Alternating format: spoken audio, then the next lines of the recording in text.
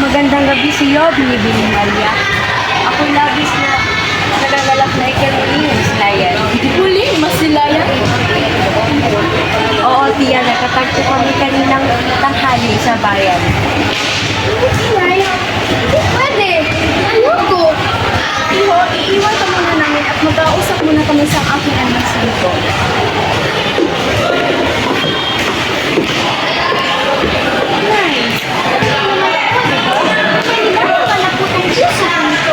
Maria, anak, bakit ko naman iyon? Sana maintindihan mo na simula nung nasakit ang iyong ama at lumisan tayo ay naghirap, di ba?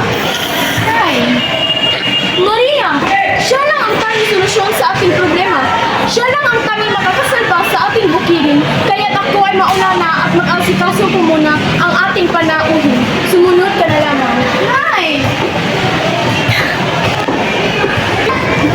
Paano ba to? Paano ba to? Ano ang aking gagawin? Mahal ko si Manuel, ngunit mahal ko rin ang aking inay. Ano ba to? Ano ba to? Ano ang aking gagawin?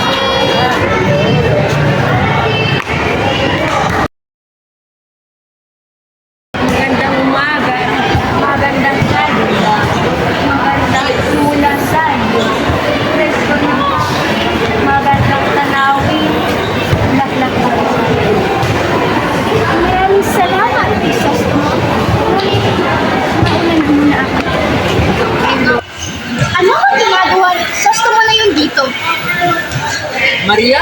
Ay! Bago pala ka. Nagulat ba kita? Hindi naman. Wala man kung kakasal ka na daw. Hindi mo man lang kung sinabihan. Manuel, bigyan mo ako yan. Happy ko lang nilalaman. Alam mo naman, di ba?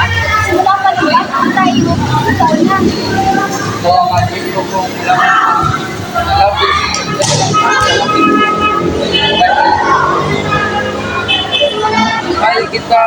Mahal kita, hindi ito mawala.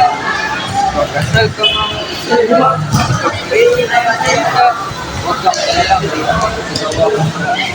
Mahal kita. Mahal ko naman.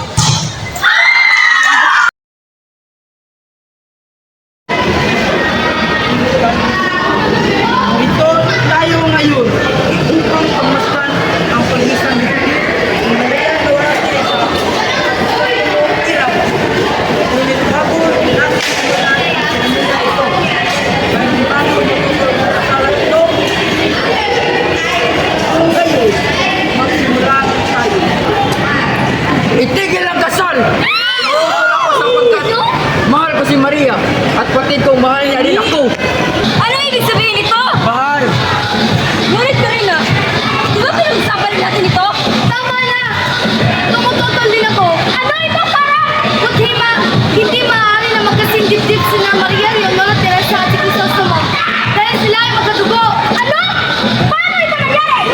Si Crisostomo ay siya ang nawawala mong anak. Ano?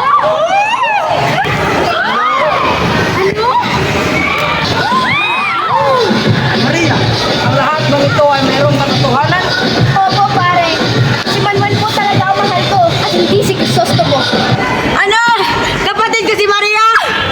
Masitigil na lahat. Ngayon, walang kasalan ng magaganap. Manuel! Maria!